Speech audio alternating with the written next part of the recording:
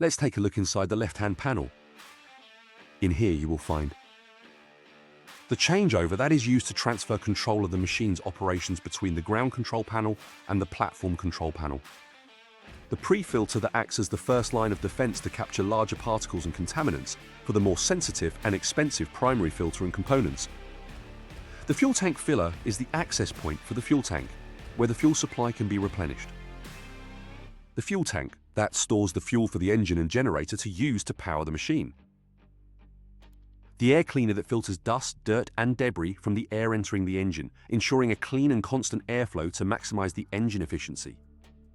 The exhaust outlet pipe that safely channels hot, toxic exhaust gases away from the engine to a remote disposal point in the atmosphere.